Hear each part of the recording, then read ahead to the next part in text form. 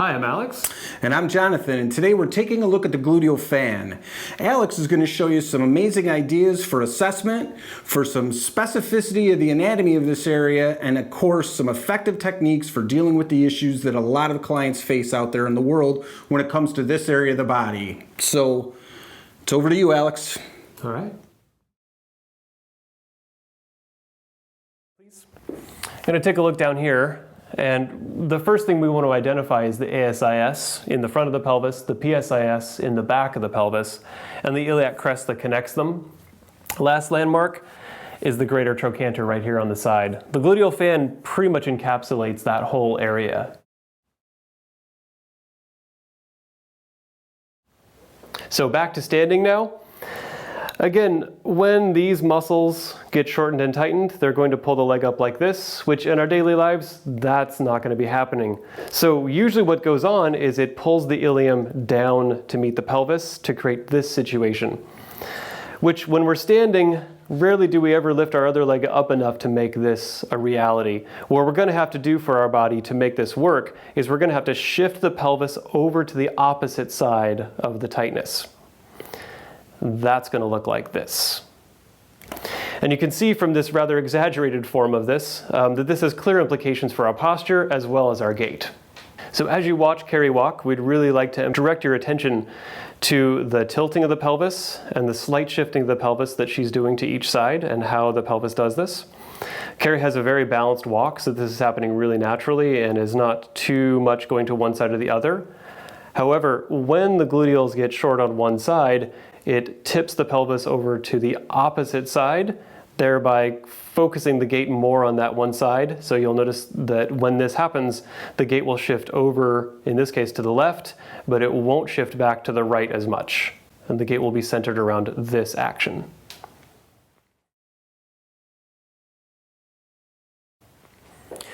So one of the considerations with these gluteal fan muscles is they're often the source of problems with the IT band itself. So many people spend so many hours foam rolling their IT band, sometimes multiple times a day, and it can be really torturous for a lot of people. So we'd like to take a look at actually the source of what we think a lot of the problem is in the IT band is the tension on the IT band itself. We believe the IT band is a tensional member of support that needs to be somewhat taut to keep our gait fluid and natural. But a lot of the problem comes when these muscles are holding too much and then the IT band becomes extra taut. Namely, those muscles are the gluteus maximus in back, the TFL in front, and there's even bits of superficial gluteus medius that insert into it along the outer edges of the greater trochanter right there. So from a clinical perspective, it's very useful to keep in mind that the trigger points in the gluteals, the gluteal fan muscles, can refer pain into the low back, all throughout the hip, and down and then into the side and back of the thigh, as well as into the lower leg. We definitely want to make sure that when you're doing this gluteal fan work, check out the tension on the IT band before and after you do the work, and you might be surprised at how much tension in the IT band itself is actually coming from here.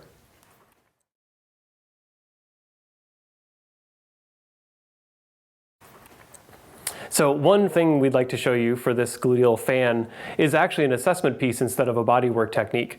And one of the reasons we like to look at this one is because so many times the gluteals themselves aren't functioning properly for people. And so this will help us process out and figure out when we would want to do certain techniques and not others.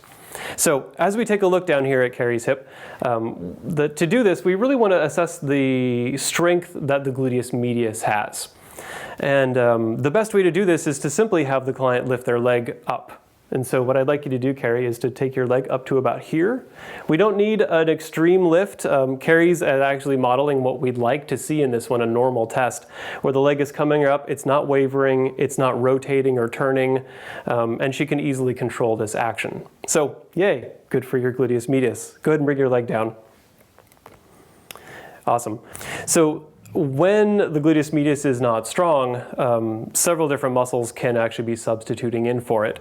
One of the first muscles that we'll substitute will be piriformis, and that is right here. When piriformis substitutes in, you're going to see an external rotation pattern. So, Carrie, could you demonstrate that for us? The leg will raise up, but the foot will also sort of turn out. Notice that it's the femur that's turning out because piriformis is controlling this. So go ahead and take your leg back down. Thank you. Another muscle that we'll substitute in is the tensor fascia lata up in front. Because the TFL is in front of the hip joint, it's going to cause a bit of hip flexion. So when it's substituting, you'll see the leg lift up and move forward in relationship to the client's body. So go ahead and demonstrate that for us. You notice that the femur is moving forward toward me.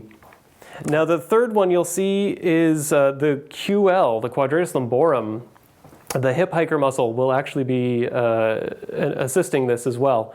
So go ahead and lift your leg up and model the QL firing. What's going to happen here is the client is not strong enough to lift up their leg up to their pelvis, so they will try to lift their pelvis to their low back and try to sort of work extra to make that happen. And go ahead and bring that down. Thank you. And we all know how many people have QL issues, and a lot of times the QL may not really be the culprit. It may be just doing the best it can with a weakened gluteus medius. So this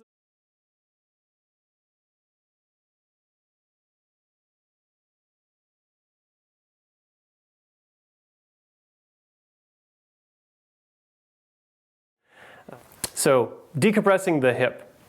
This technique will serve two different purposes. One, it's a great release for the gluteus medius and minimus right here, especially minimus because it's deeper underneath the gluteus medius. We need a little bit more time to sink into that. Second, the hip joint itself can get sort of pulled in and sucked in tight because of this, and this will really help ease that out. In fact, when the release technique goes great, you'll often see, and the client will usually feel, their leg sliding down the table a bit. A few considerations before we get this started, though. We want to make sure the client is situated in a position that is comfortable for them, but also we want the leg up a little bit. You notice that I've used a bolster here that is not a big round squishy bolster because I want a good solid surface underneath her.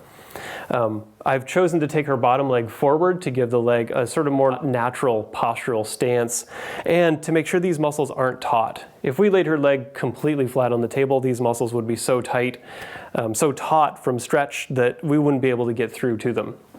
So raising the leg lets us get access to deeper layers. So we want to make sure where the trochanter is because we don't want to do work directly on the tip of the trochanter right there.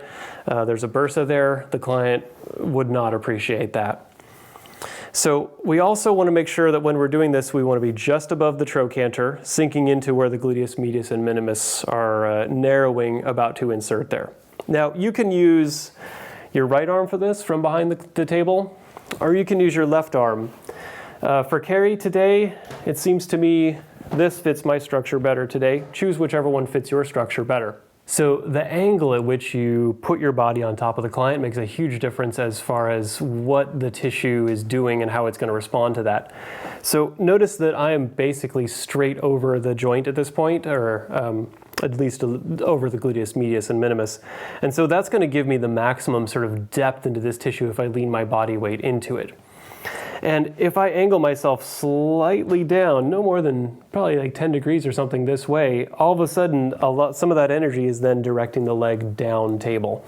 And that's kind of what you want. You want to get depth first, and as you start to get that release, you shift your attention and push the leg down table.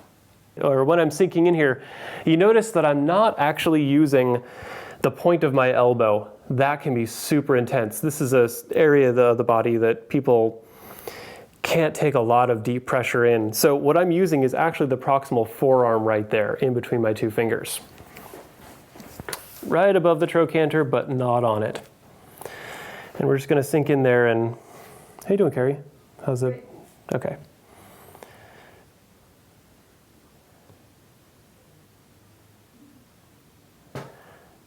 And I realize you probably can't see this out there, but I can definitely feel this tissue softening and easing little bits at a time. Do you notice any difference in there, Carrie? Yes. Yeah. There we go. Carrie's gluteals are kind of releasing in a bit of a seesaw fashion right now, where the front releases, then the back releases, and whatever happens with this technique, just follow it. I'm starting to feel that characteristic letting go, and there's the leg sliding down the table a bit. Nice. All right, how you doing there, Carrie? Good. Okay. So when the leg has released, you felt it slide, you felt this area open, the technique is done and you can move on to the next thing you're doing.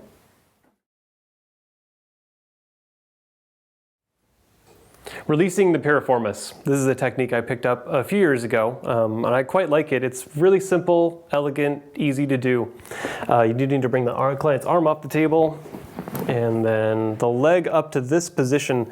It's a kind of semi-frog leg position. It's not exactly all the way up or all the way down, and usually the leg just stays by itself. If it doesn't, you can always place your hand gently right here as you're doing the release to keep it from sliding out. So we want to make sure we have our marks real clear so that we're not doing work on the trochanter in a place we shouldn't be doing it. So we want to identify where the trochanter is, and you want to find the very top of it. That is where the piriformis inserts.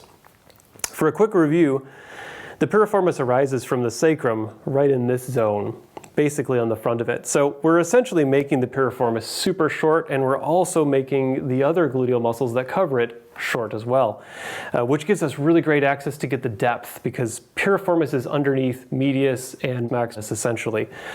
So from this position, same idea as with the decompressing the hip. We don't want to be using our elbow point. That would be unpleasant, excruciating. So we want to be right about in here, proximal forearm. And again, just basically straight over the tissue would be ideal because the natural spread of the client's body is going to add to that decompressing nature. So getting my mark here, making sure, again, you're just above the trochanter but not on it. And I'm going to put my hand down here just as a place to keep her leg from sliding out. How you doing there, Carrie? Great. All right, thanks. This is another slow technique where we're just sinking in precision and patience.